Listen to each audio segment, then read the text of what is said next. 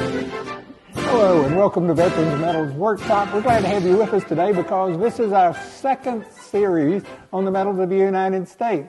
And today we're going to look at the medals from the War of 1812 up to the Civil War, 1865. And you're going to say, whoa, Frank, why do I want to look at medals that are over 200 years old?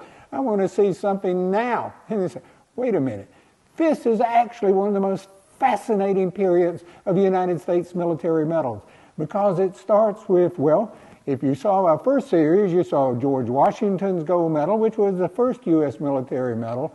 And then, well, you're going to see that the gold medals got larger, and we're going to see the transition to individual states awarding medals to every soldier in the regiment during the Mexican War. And so you'll find that fascinating. I guarantee you, you're going to see one individual medal that you probably have never seen before and is really unique. But we'll also take a look at how the officers and soldiers formed societies to award themselves medals and then get Congress to approve the wear of them on the uniform.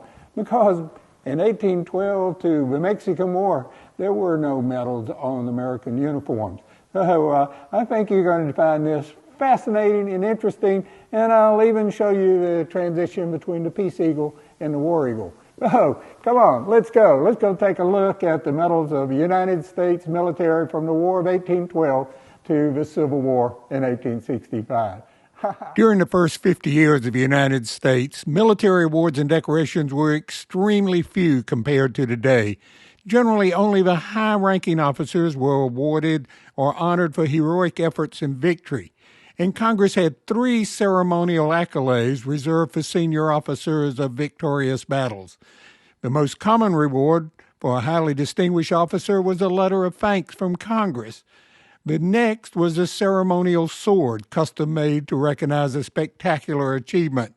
The most prestigious award was a Congressional Gold Medal minted and engraved for a specific action or an event. You might say starting in 1812 there was a little award inflation. So Congress managed to more than double the gold medals from 11 during the Revolution to 14 for naval officers and 13 for Army generals in the much shorter War of 1812.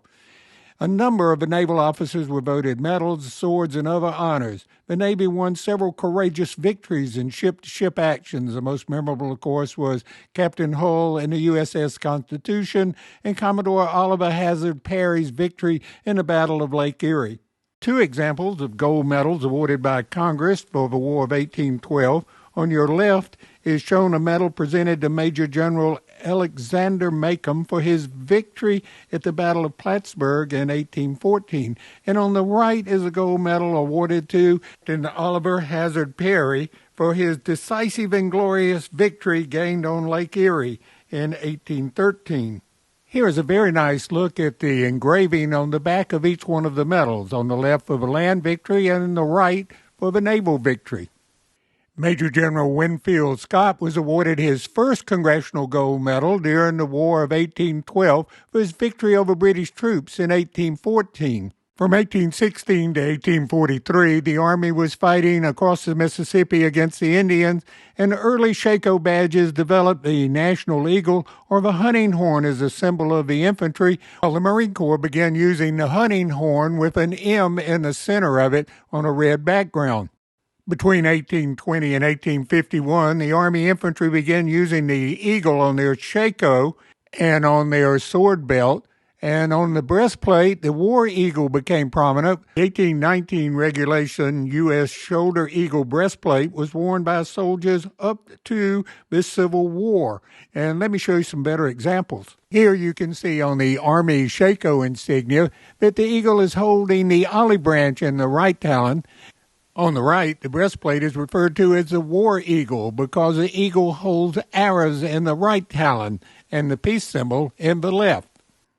The Mexican War, 1844 to 1848, really saw the beginning of change in the award of medals. General Winfield Scott was awarded a second Congressional Gold Medal, seriously larger than the first one. Here's a comparison of Winfield Scott's second Congressional Gold Medal compared to the one awarded George Washington. While the back of General Washington's medal shows his lifting the siege of Boston, Scott's engraver tries to show every victory in the Mexican campaign. General Scott was a real American military hero, and even the Duke of Wellington referred to him as the greatest commander of the period. But the real change came from two states with a strong military tradition, New York and South Carolina, and they both awarded individual medals to the soldiers who served in their regiments.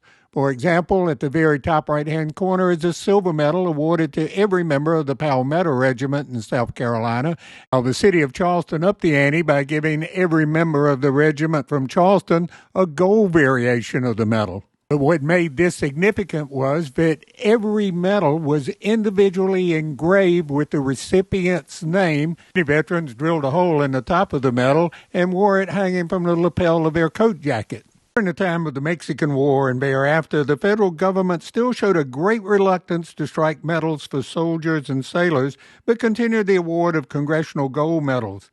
However, Army officers who served in Mexico took it on themselves to form the Aztec Society and issue a society medal, which you can see in the upper right, Colonel Charles C. Warren wearing the Aztec Club and other society medals on his uniform for an official portrait. Someone is always asking the value of these gold medals, and each one is different. But this gold medal presented by Congress to Major General William Harrison for his victory at Fallen Timbers over the Indians last sold at auction for $600,000 and probably worth $1 million now. The Civil War, 1861 to 1865, also saw the first United States military decorations. A Navy Medal of Honor followed very shortly thereafter, with an Army Medal of Honor. The Army version is shown on the left and the Navy version shown on the right, and both medals were initially restricted to enlisted soldiers, sailors, and Marines. However, as the war continued, the award of the Medal of Honor was extended to officers. Union commanders struck medals on their own, such as the Butler Medal for the colored troops in the Battle of New Market. In 1905, individual campaign medals were issued to Union soldiers, sailors, and Marines, but we won't cover that till the Series 3 from 1905 to 1918. Also, after 1865, United Daughters of the Confederacy issued a Southern Cross of Honor to all Confederate veterans. One of the most unique medals of the Civil War was a $20 gold piece that stopped a bullet that hit Lieutenant George Dixon in the Battle of Shiloh. The Confederate officer had it engraved, "Shiloh, my life preserver." Lieutenant Dixon was later killed when the Confederate submarine Hunley was sunk off the coast of Charleston. When it was recovered, this coin was found in his effects.